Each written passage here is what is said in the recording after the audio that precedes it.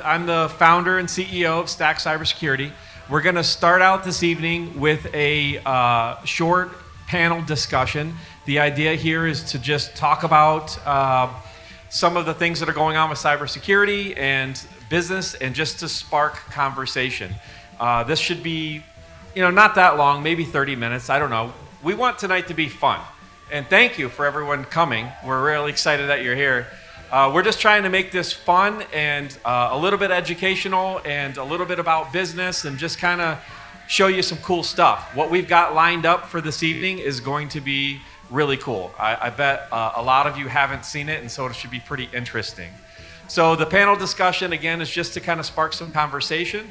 We've got, does everyone want to introduce themselves? You Yes. want to just tell a short bit about yourself and what we're doing here? And then right after the panel discussion, we're going to get into our first hack. So I assume everybody knows, because we were pretty vocal about it, but the idea tonight is that we are going to perform 4 live hacks. Originally, we advertised 5. We could have did 5, but instead of the 5th one, I elected to spend some time surfing the dark web, because I don't think many people get the opportunity to see the dark web. So we can do all kinds of stuff. We can hire some hitmen. We can, do some facial disfigurement for a service. Maybe buy some drugs. Get this party started. We're not that cool, I promise. And before we get started here, I would like to extend my sincere thanks to Senator Dana Polehanki. Yes. Who is amazing, and we like her so much. And she also helped with my nonprofit in a former life, and she knows how to get things done. If you need something done, go to that woman. Thank you for being here. She can only stay for a minute, so if you want to chitty chat, pull her aside. If him and I were sharing it, just pull it. There. Okay, so a little bit about who we are here on the panel. Okay. Well, first and foremost, thank you so much for having me here. My name is Jeanne Schabath-Lewis. I'm with the Michigan Office of Defense and Aerospace Innovation, also known as ODAE. I started there June 10th of last year, after 2 years of interviewing with MEDC. I come with over 30 years experience in supply chain development. And before I came to MEDC, I was working at a small company, you might have heard of it, General Dynamics, Land Systems. And during that process, when we started hearing about the cybersecurity stuff, I started looking into it, and needless to say, found out that MEDC had a grant, and I became the biggest champion of said grant. And so when I came over, they're like, hey, here, this is yours now. And so, again, I've been, that grant just actually sunsetted, so we'll talk a little bit later about some other things that we're working on. Thank you. Yep. My name is Benjamin Jones. I am with Kaseya. I've been there for about 3 years. Before that, worked at an MSP as a cybersecurity director. So I've sat in this chair several times. I am responsible for keeping about close to, I think it's last count, around 9 million different online accounts safe with SaaS alerts. So my job is to pretty much help MSPs build up cybersecurity stance, keep their customers safe. Yeah, SaaS Alerts is a phenomenal product. It's something that we rely on very heavily here at STACK Cybersecurity, and we're really thrilled to have both of these two here with us. And so it's a really cool product. We're going to show you some of the things that it can do when we're doing these hacks, but we're excited to have this platform at our fingertips. So I'm Rich Miller, founder and CEO of STACK Cybersecurity, and I, in a former life, I was just an MSP, and we serviced a lot of businesses over time, and got to a point where we decided that managed services is completely insufficient, and so we started leading with a cybersecurity posture. And I've really become passionate about educating business owners, leaders, thought leaders, and influencers about the challenges with business and security and stuff like that. And next we have, side note, please, if you can refrain from photographs, we would appreciate it. Rick's job is very important to our state, and he does a lot of hard work to protect us. And Thank you, sir. I'm not that important. Hey, everyone. My name is 16 years total with the state, 10 years in technology. As an automation engineer, I did virtualization. I did infrastructure as a service, compliance and governance. I mean, you name it, we'll probably be friends and we'll have something to talk about. So thank you so much for having me. I appreciate it. Awesome, thanks. So Tracy's got some questions. If anyone has a question before we get into our canned questions, we're certainly willing to take those. And you know, if any of our respective fields interested you and you have questions regarding that or about the things that we know or see on a regular basis, we can start there. And then if no one has any questions, Tracy has a couple of canned questions. We can cruise through them. So we're here to talk about cybersecurity. And what is our title here? Cybersecurity in everyday life, from the dark web to Main Street. So, yes, this is good stuff. So, let's start the round. We sure can. Does someone have a question first before we start the official panel? Any questions regarding cybersecurity in business?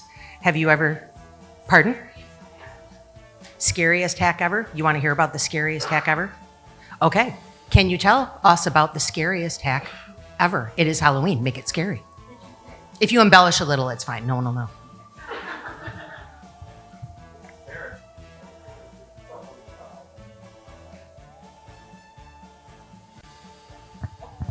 Okay, we're hot on live.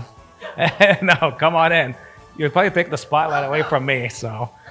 So when I first started in the SOC, so my official quote unquote title with the state police is I'm a dark web intelligence analyst.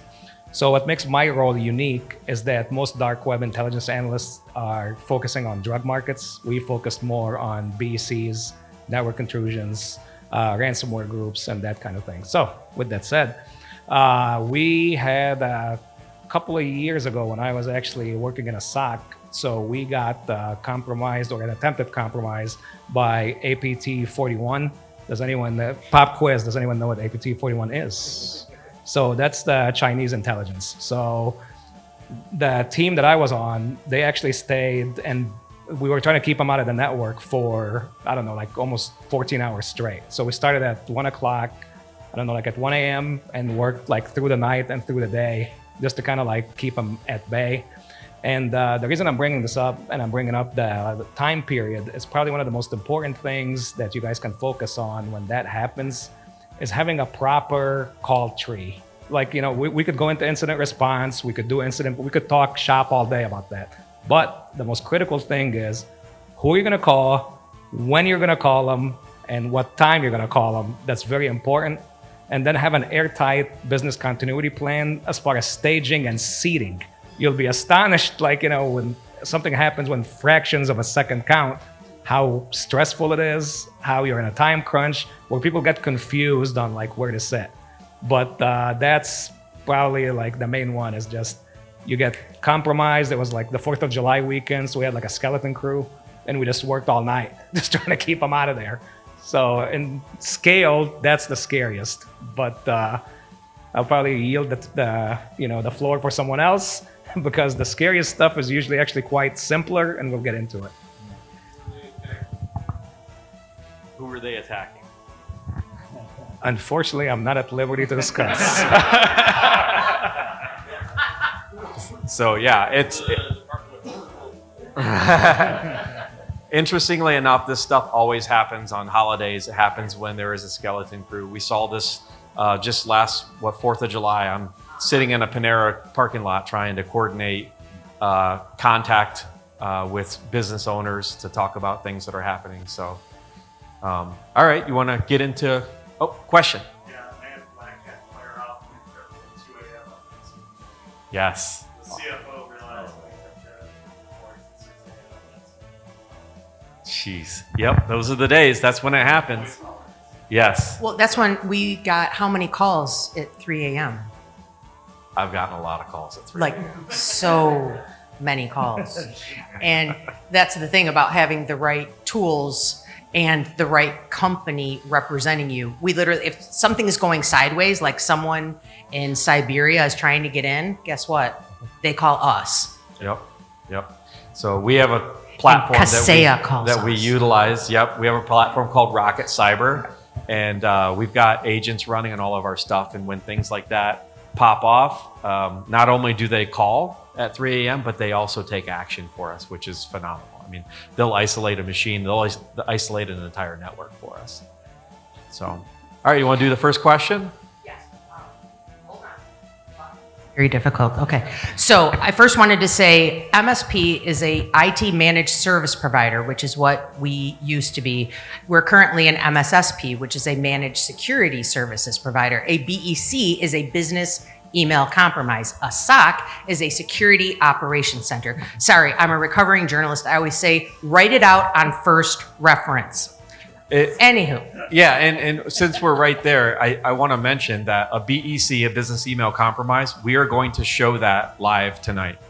Woohoo! Yep, so just a quick note on the 4 hacks, I guess, because I didn't say anything. We're going to show you a Wi-Fi DAuth, which is where we hack a Wi-Fi network, intercept the communications, crack the password, and have a fun time. We are going to show you a business email compromise. We're going to show you a command and control, a reverse shell. You'll see what that means. And we're going to show you a ransomware event along with the dark web. So, all right, questions? Yes. Oh, first question. Who heard Rich on 92.7 The Answer this morning? Excellent. We are so happy to hear that. So he was on with John Anthony this morning, and I have a feeling some of you are here because of that interview, because he mentioned our event, and then we got like 10 more people who RSVP'd for our party. So thank you for listening, and that was very exciting. We were talking about the school systems that are so vastly unprotected, and that's a real issue. And I would actually like to start with that, because what really triggered Rich is he was online and someone was like, wow, someone didn't take their cybersecurity awareness training. And of course he was like, really? I didn't say that. Somebody else said that. Yeah. Oh, sorry. I'm very menopausal. I forget what I say sometimes. So go ahead. Yeah, so the story goes, I assume most everybody knows South Lyon Schools was most recently hacked. Before that, back in December, Wayne Westland Schools was hacked. South Lyon Schools was down for 3 days. And that is key information, because if they were down for 3 days, that means they didn't have the stuff that they needed to have in the first place, right? They weren't proactive. They weren't prophylactic about it. So, one of my words, yes. And so someone had posted online on LinkedIn, you know, hey, this really reminds me the importance of cybersecurity awareness training. And I really wish everyone would take that as serious as I do and, you know, really focus on their training. And I got involved and I was like, really? Really? So you're just going to victimize the user? Like the real question is, why aren't we holding the school accountable for not letting that email get there? Right? That's what we focus on. That's what he focuses on. That's what I focus on. It's probably what you focus on too. Why do we accept it to be okay that the school can cut corners, cut costs? We're going to talk about all that stuff, and just rely on the users to do it. Come on in. So we're relying on users to make technical decisions every day, all day, every day. And really the school and the business should be investing in protecting them from having to do that. So to your point, Rich, I'm glad you brought this up. So that's actually something we do at the MC3, shameless plug. We do cybersecurity assessments for any Michigan organization or government entity, and we deal with ISDs quite a bit. So sometimes, especially like in the UP, where resources are scarce, some of the times most people spend money like on tools, but because you know someone sells them a set of tools, but they don't really spend the time on the personnel behind the tools. So a lot of the time they just kind of just buy the shiny toy and they just don't quite know what to do with it. So, and that's where the education piece is important. That's why hiring the right people is important. And yeah, you should not victimize people just because they lack the resources. So, yeah. And so with that post and that, you know, I made this comment and it was fairly provocative. I laid out a lot of stuff and no one commented on my comment, but everyone commented on this other comment about users not clicking the link and, you know, how can you do that? We all know better now and all of this stuff. And so I just thought it was really too bad. And like I mentioned, the fact that they were down for 3 days means that they had nothing to stop it while it was happening, and they had to perform some sort of recovery and most likely data loss. And like, if, let's say, not even to sell, because I'm not here selling, if that happened on our network with our tools, then our tool would have stopped it as soon as it saw it enter the network and isolated that machine, and it wouldn't have spread. So our outage would have been that Tim can't work on his computer and has to rebuild it, because yes, Tim would have been the one to introduce that into the network. And Yes, Tim, do better. and it stops there. It's done. It's over, right? But if you don't have that stuff, if you're down for 3 days, it's because you didn't have anywhere near the right amount of stuff. Well, let's talk about Wayne Westland. They were down for over a month. Yes, they were. Mm-hmm. Yes, it was a big oops. And we think they're still in their system, and they have 10,000 Chromebooks deployed to their students. Yes. Yeah. Yes. Many small suppliers and manufacturers think they're too small to be targets. This is very common thinking. In your work helping companies enter the defense supply chain, what's the most common misconception about cybersecurity readiness, and what's the real risk of underestimating it? Great question. They first start off with, we can do it ourselves. We understand the questions. We really don't need it. It's really not going to happen. 11 days away, it's going to go into requirements. November 10th, breaking cyber news. We don't get it very often. Yep. And again, it's a war on intellect, right? This is very important, especially in the defense industry. These mom and pop shops, they're the most vulnerable. And the key thing, they're like, what are they going to, we don't need it. Yeah, you do. You're getting drawings from them. You're getting drawings from a major defense crime. And you don't know who's hacking you. You don't know what they're doing with that data. And again, at the end of the day, if there's a wartime situation, you want to make sure that we have the best competitive edge out there. We want our warfighters, our men and women, our mothers and fathers, sons, daughters who are out there coming back in one piece. So the key thing is it is necessary. It's a barrier of entry, but it's also a competitive edge. With it coming up, there's an expected 20 to 40% dropout in the defense industrial base. I'm going to say it's more about a 40% that's going to happen, because I have people still who are major players in defense and aerospace who say, it's not going to happen. I'm like, hold my beer, we'll see. I'm like, okay. It's going to happen. It is happening. And where there are people who are trying to come into this industry, guess what?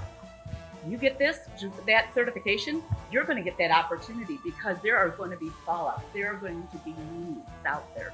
So again, small, large, medium size, you guys need it. We need it. We want to make sure our warfighters come back in one piece.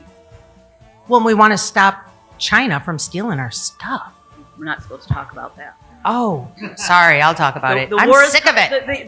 The naval conflict with China is estimated to happen it's out there actually. It's going to be naval.